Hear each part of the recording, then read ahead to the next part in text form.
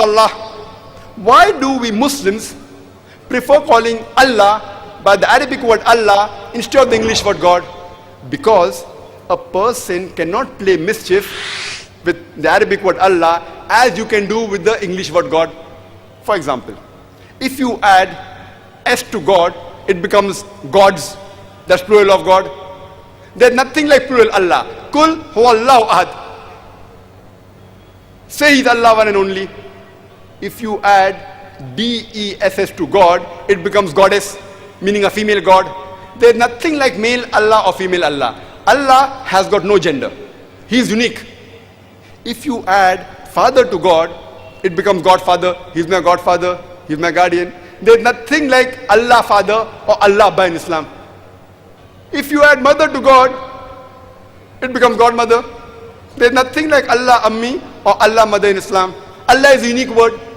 If you add tin before God, it becomes tin God, meaning fake God.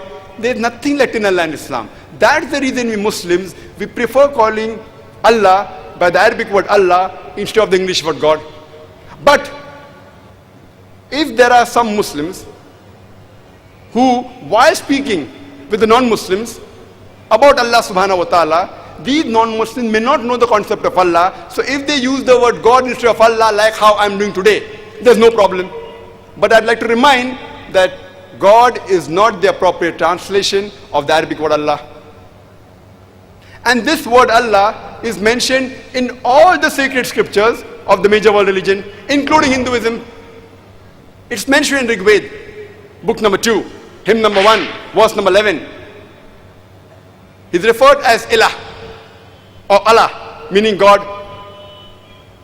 Allah subhanahu wa ta'ala is also mentioned by name in Rig Veda, book number 3, hymn number 30, verse number 10, as well as Rig Veda, book number 9, hymn number 67, verse number 30. He has been mentioned by name as Allah in several verses of the Vedas.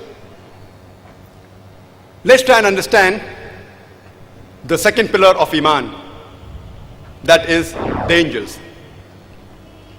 As far as Hinduism is concerned, there is no particular concept of angels in Hinduism, but Hinduism, they have certain superhuman beings which do work which a normal human being can't do. In Islam, angels are created by Allah subhanahu wa ta'ala, Almighty God. And they are created from light. They do not have a free will of their own. They obey all the commandments of Allah subhanahu wa ta'ala. And they have been appointed certain duties. For example, Archangel Gabriel, he has been appointed to get the revelations from Allah subhanahu wa ta'ala to the messengers of Almighty God. Let's discuss the third pillar of Iman, that is the books. First we'll discuss the books in Hinduism. The books in Hinduism are divided into two broad categories, the Shrutis and the Smritis. The Shruti means something which is revealed, which is heard, which is perceived, which is understood. The Shrutis, by the Hindu scholars, they are considered to be of divine origin, to be the word of God. And they are the most superior. They are divided into the Vedas and the Upanishads. The word Veda is derived from Sanskrit word Vid, which means knowledge.